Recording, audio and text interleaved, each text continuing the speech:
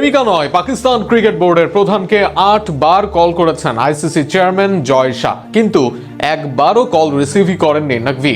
তাতে নেটিজেনরা বলছেন খেলা যে কোন লেভেলে হচ্ছে তা ঠিক বলা মুশকিল।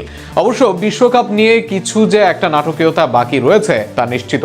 আরো শুনুন প্রতিবেদন। আইসিসি টি-20 বিশ্বকাপকে ঘিরে নাটকীয়তা দিন দিন আরও ঘনীভূত হচ্ছে। বিশেষ করে পাকিস্তানের অংশগ্রহণ নিয়ে যে আলোচনা অবস্থা তৈরি হয়েছে তা এখন আন্তর্জাতিক ক্রিকেট রাজনীতির অন্যতম বড় আলোচ্য বিষয় হিসেবে পরিণত হয়েছে। পাকিস্তানের গণমাধ্যমের দাবি, আইসিসি চেয়ারম্যান জয় শাহ অন্তত 8 বার ফোন করেছিলেন পিসিবি চেয়ারম্যান মহসিন নাকভিকে, তবে প্রতিবারই সেই ফোন কল উপেক্ষা করেছেন নাকভি। এতে স্পষ্ট বার্তা মিলছে, বিশ্বকাপ ইস্যুতে পাকিস্তান কোনো চাপের কাছে নতি স্বীকার করতে প্রস্তুত নয়। এই ফোন কল প্রসঙ্গের পাশাপাশি আরও চাঞ্চল্যকর তথ্য সামনে এনেছে পাকিস্তানের সংবাদ মাধ্যম।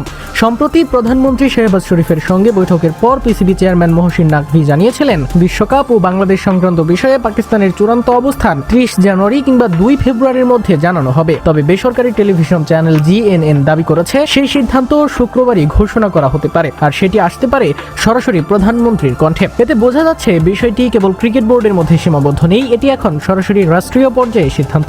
এদিকে গুঞ্জন উঠেছে, বাংলাদেশের প্রতি সংহতি জানাতে পিসিবি চেয়ারম্যান মহসিন নাকভি বাংলাদেশ সফরে আসতে পারেন। এমন সফর হলে তা ক্রিকেটের বাইরেও একটি শক্তিশালী কূটনৈতিক বার্তা বহন করবে বলে মনে করছেন বিশ্লেষকরা। পাকিস্তানের সিদ্ধান্ত ঝুলে থাকায় প্রবল চাপে রয়েছে আইসিসি। বাংলাদেশের বিকল্প হিসেবে স্কটল্যান্ডকে প্রস্তুত রাখা হলেও পাকিস্তানের মতো বড় দলের বিকল্প তৈরি করার মতো সময় বা বাস্তব সুযোগ আইসিসির হাতে নেই। ফলে শেষ মুহূর্তে পাকিস্তান যদি বিশ্বকাপ থেকে সরে দাঁড়ায়, তাহলে পুরো টুর্নামেন্টের আয়োজন নিয়েই বড় ধরনের অনিশ্চয়তা তৈরি হবে।